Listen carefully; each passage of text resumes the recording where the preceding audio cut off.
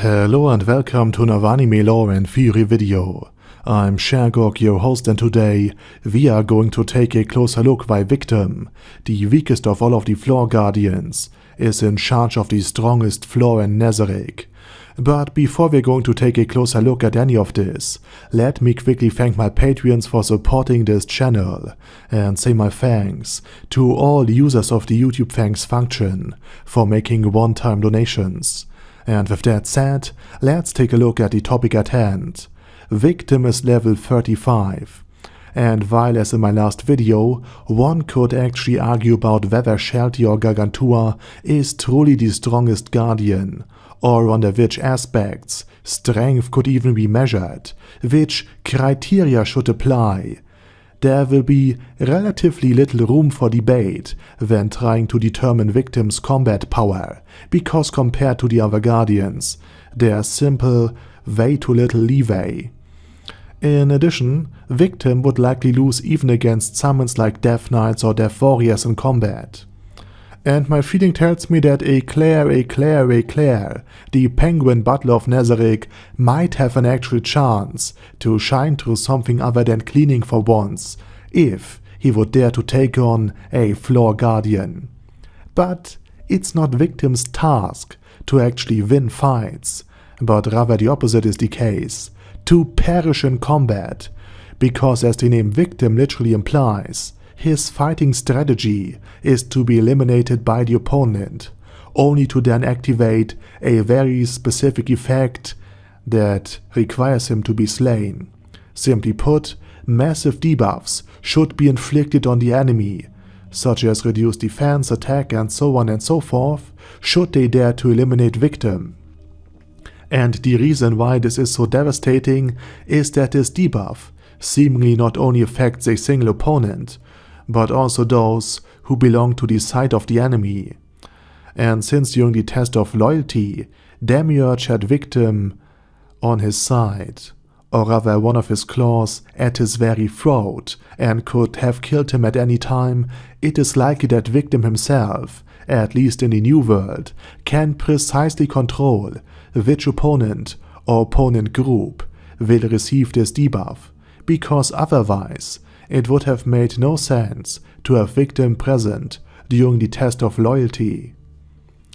And this debuff seamlessly fits into the entire defense strategy of the Great Tomb of Nezarec, because Ein Soul Gone, the guild, aims to first let the enemy advance through 7 floors. Of course, weak enemies and scouts are defeated and scattered by Sheltie Bloodfallen and the other floors, as there are many dead ends in the Great Tomb, and one must divide one's force to advance.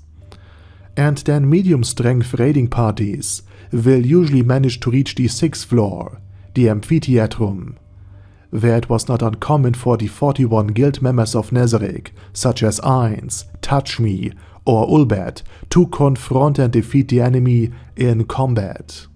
However, the strongest raid group, and here we are talking about over 1,500 enemies, consisting of players, NPCs, and summons, have managed to advance further and reach and overcome the 7th floor as well.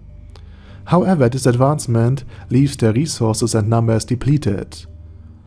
Once one has roughly prepared for what Nezarec can do, has adjusted to how strong the enemies are, and accordingly consumed potions and items, and managed one's own mana reserves to eventually reach the last floor, the raiders have a certain expectation about the enemy's strength, their numbers, and what they can actually do, all based of course on the impression and the challenges that the last 7 floors had thrown at them.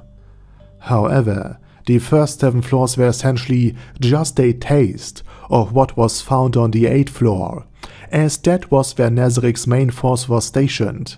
And let me put it this way, the floor is so dangerous, so full of traps and monsters, that Ein Soul Gone instructed Albedo to completely isolate the floor and instead connect the 9th floor directly to the 7th floor, once the Great Tomb had been transported to the New World.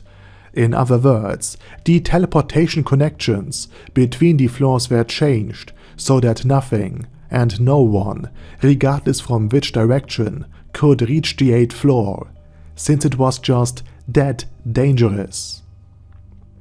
And as we can see on the overview of the Grey Tomb, the floor consists of a single desert landscape. Sure, there are things like the Cherry Blossom Sanctuary there, from where Auriel Omega monitors and controls the teleportation network of the Grey Tomb, but overall, it's an absolute wasteland. And this of course seems to be intentional, because there's a repair cost for destroyed buildings, for fallen and defeated NPCs, since they must be revived or summoned anew.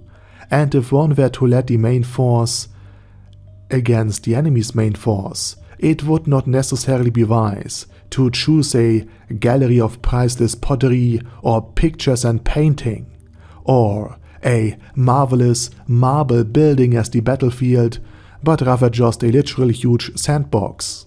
And after the enemy's main forces will encounter Nezaric's own main battle force, a shock will set in, because now Nezaric gets serious, and there will be significantly more and stronger enemies. And if Victim then dies and inflicts all opponents with debuffs, then the already weakened enemies of Nezaric, who didn't expect the actual battle to start on the 8th floor, are at such a disadvantage that the well-organized main force, which was only waiting for the enemies to weaken and tire, can inflict enormous amounts of damage upon them. Simply put, once the debuff has worn off, and they realize that the real battle has actually just begun yet, numerous of the allied troops will have perished, and Nezaric will have the upper hand.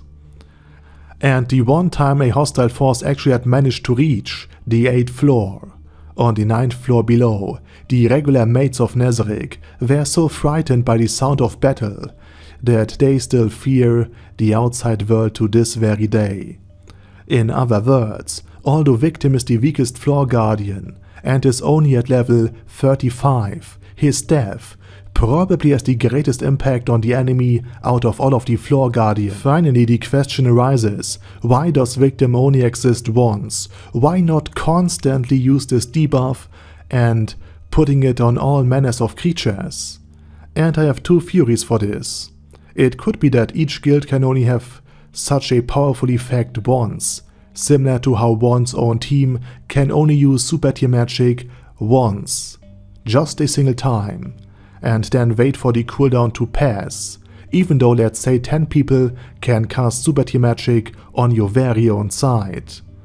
It could be that the debuff is so powerful, or perhaps even considered super tier magic itself, simply because it is so potent that it can only be used once per guild or group. And that's why Victim is unique in its abilities. And the second reason is that it might be very difficult to time this debuff well. Maybe it only lasts for a few seconds, and one must be quick and close to the enemy to use it optimally. And since the enemy basically determines when the debuff is triggered by eliminating Victim, it will be hard to time it accurately. But we also know that Einzelgon belongs to the 10% of players who can precisely time his own skills. Therefore I think that he, or someone like Punito Moe, or somebody else from the Grey Tomb of Nezaric, would have established a mechanism to ensure that Victim's effect achieves maximum cover and range, and perhaps Auriel Omega teleports Victim into the middle of the enemy horde, to have as many enemies in the area of effect as possible. And perhaps there's something related to the debuff that is very unique and very specific, and the rules haven't been explained so far. We don't know this, but I believe that there's more to Victim's ability than meets the eye. And it could be that we will see Victim's ability and the effects of his defeat in the 17th volume, where Ainz will send his mobilized main force towards the Theocracy of Slain. But for today, that's pretty much it. And now it's your turn. What do you think about the strength of Victim's special effect and how he is employed? Let me know it down in the comment section. And while you type, I say thank you very much for watching, and special thanks to Dash dash dash, Ader Daddy Ader, ASK, Bad Guy Ye, Bad Burrito 316, Beezer, Ben C, Brandon D, Chrissy, Crowley 0221, Sia, Crystal Prime, Dead Slime, Death is Mercy, Deathless Dragonlord, Demon Xenomorph 1987, Devin Downen, Ding Dong, Dragonlord Placido Saxophone, Duckwagon, Dunkler Krieger, Dystopia II, Enigmatic Unicorn, Feral Shivan, Guy with That Hat, Hector Marino, Hoss, Huster, Jacob G, Jana B, Jason, J. Morris, Chromius, Kyle R, Lee K. Long, Legendarius, Le Louche Britannia with a Mustache, Lexus Fox, Lord Nishikian Rai, Lord Touch Me, Loverazor, Merovec, Mr. Shoes, Mr. Tweaker, Michael R, Michael Y, Nope, Oh Hell No, Normal Toad, Oh Kill, Overlord General Gasper, Paddy Pantom, Personage, Primus 11, Rhinomere, Cune Caracos P, Shergox's Daddy, Shadow Lightning Wolf, Shrine Keeper, Sir Axolotl, Super Tier Magic Batista Bomb, Supreme Cheese, Staris, Ted, Texas Deer, The Orc Warboss, Rocket Smasher, T.E. Wang, Vash Hawkeye, Vegito27, Venture Fanatic, Wilhelm, Xenokai, and Zonagon. Thanks guys. Anyway, have a nice day, and I hope to see you all again soon on my next video.